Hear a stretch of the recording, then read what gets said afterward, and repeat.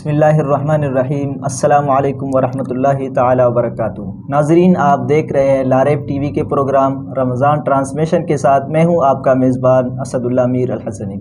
آج ہمارے ساتھ ہمارے مہمان خاص مفتی عبدالقادر خضداری صاحب، جو کہ جامعۃ الرشید کراچی کے استاذ ہیں، ہمارے ساتھ موجود ہیں۔ آج مفتی صاحب کے ساتھ ہم بہت ہی اہم مسئلے پہ ڈسکس کرنا چاہ رہے ہیں۔ السلام علیکم ورحمۃ اللہ تعالی وبرکاتہ۔ جی وعلیکم السلام ورحمۃ اللہ۔ مفتی صاحب، امید ہے آپ بخیر و عافیت ہوں گے۔ الحمدللہ۔ مفتی صاحب، جیسے کہ آپ حضرت بخوبی واقف ہے کہ اس ماہ مقدس کے جس طرح کے بے شمار فضائل ہیں، اسی طرح اس کے ساتھ بہت سارے اور فضائل بھی اور بہت ساری عبادات جڑی ہوئی ہیں، جیسے لیلۃ القدر ہے، تراویح ہے، اسی طرح ایک عظیم عبادت آخری عشرے میں اعتکاف ہے۔ تو آپ ہمیں اس بات سے واقف کر لیجئے کہ اعتکاف کی تاریخی حیثیت کیا ہے، اعتکاف کی فضائل کیا ہے، اور اعتکاف کا وقت کب سے شروع ہوتا ہے۔ اللہ تعالیٰ آپ کو جزائے خیر عطا فرمائے۔ بہت بہت شکریہ۔ جہاں تک تعلق ہے اعتکاف کے بارے میں، تو اعتکاف یہ عربی زبان کا لفظ ہے۔ عربی زبان میں، عربی لغت میں اعتکاف کہتے ہیں کہ کسی جگہ ٹھہرنے یا اپنے آپ کو محبوس رکھنے کے، اور اصطلاح شرع میں اعتکاف کہتے ہیں کہ رمضان کے آخری عشرے میں عبادت کی نیت سے مسجد کے اندر ٹھہرنے کو اعتکاف کہتے ہیں۔ جہاں تک تعلق ہے اعتکاف کی تاریخی حیثیت اور پس منظر کا، تو یہ بات یاد رکھنی چاہیے کہ اعتکاف صرف اس امت کا خاصہ نہیں ہے، بلکہ اعتکاف پچھلی امتوں میں بھی یہ ہوتا چلا آ رہا ہے۔ چنانچہ قرآن کریم کے اندر اللہ تبارک و تعالیٰ نے حضرت ابراہیم علیہ السلام اور ان کے فرزند ارجمند حضرت اسماعیل علیہ السلام کو اس بات کی تاکید فرمائی کہ وہ اعتکاف کرنے والوں کے لیے، طواف کرنے والوں کے لیے اور نماز پڑھنے والوں کے لیے بیت اللہ کو اور مسجد کو صاف ستھرا رکھا کرے۔ طاہر ان طاہر بیتی للطائفین والعاکفین والرکع السجود۔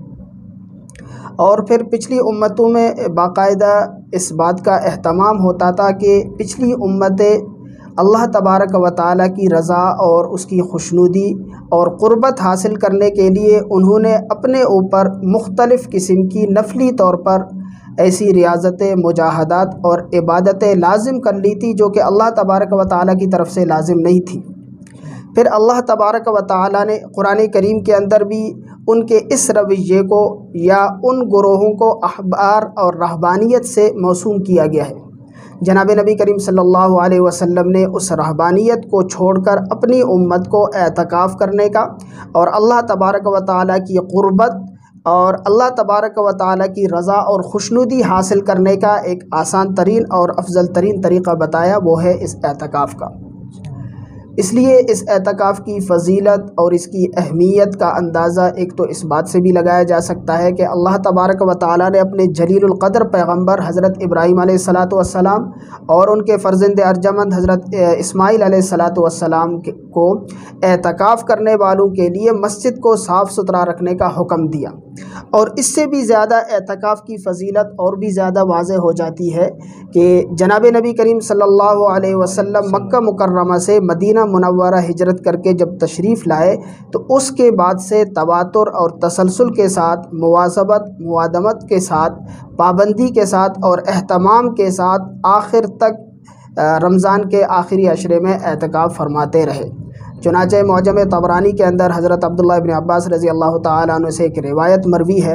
جس کے اندر وہ فرماتے ہیں کہ آپ صلی اللہ علیہ وسلم نے فرمایا کہ من اعتکف یوما ابتغاء وجہ اللہ تعالی جعل اللہ بینہ وبین النار 3 خنادق کل خندق مما بین الخافقین، کہ جو اللہ تبارک و تعالیٰ کی رضا اور اس کی خوشنودی حاصل کرنے کے لیے صرف ایک دن بھی اعتکاف کر لیتا ہے، تو اللہ تبارک و تعالیٰ اس اعتکاف کی برکت سے اس کے اور جہنم کے درمیان 3 خندقوں کی آڑ پیدا کرتے ہیں، اور ہر خندق کی مسافت اتنی ہے جتنی کہ زمین و آسمان یا اور مشرق یا مغرب کی۔ ایک اور روایت کے اندر جناب نبی کریم صلی اللہ علیہ وسلم نے فرمایا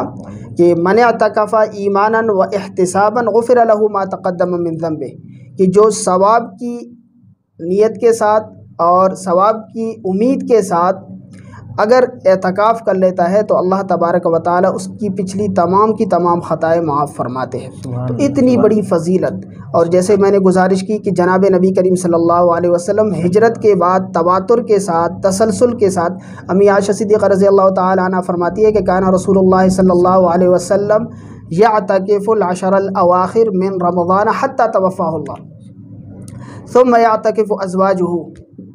کہ امی عائشہ صدیقہ رضی اللہ تعالیٰ عنہ فرماتی ہے کہ آپ صلی اللہ علیہ وسلم ہجرت کے بعد تواتر کے ساتھ آخری وقت تک اعتکاف فرماتے رہتے، یہاں تک کہ آپ صلی اللہ علیہ وسلم کا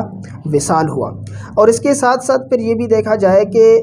جس رات کی فضیلت کے بارے میں، جس کو ہم لیلۃ القدر کہتے ہیں، کہ وہ بھی اسی آخری عشرے میں آتا ہے، اور اس رات کے بارے میں یہی ہے کہ اس آخری عشرے کی کسی طاق رات میں ہے، تو اس کی فضیلت اتنی بڑی ہے کہ اسے 1000 مہینوں سے بھی زیادہ فضیلت والی رات قرار دی گئی ہے۔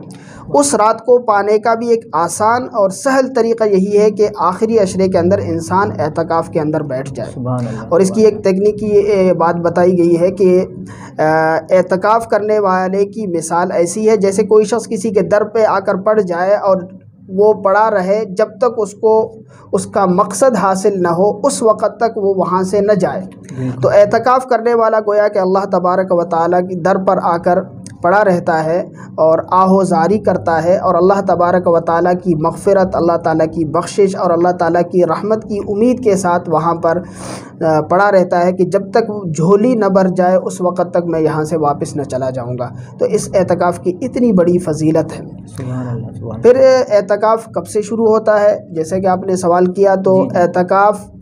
20ویں رمضان کے آخر یعنی اختتام اور 21ویں رمضان کے آغاز سے شروع ہوتا ہے، جب تک کہ عید الفطر کا چاند نظر نہ آئے۔ جیسے عید الفطر کا چاند نظر آ جائے تو اعتکاف کا وقت ختم ہو جاتا ہے۔ مفتی صاحب، آپ کا بہت بہت شکریہ، آپ نے اپنی قیمتی اوقات میں سے کچھ وقت ہمارے لیے نکال کے ہمیں دے دیا۔ اللہ تعالیٰ آپ کو جزائے خیر عطا فرمائے، بہت بہت شکریہ۔ جی بہت شکریہ۔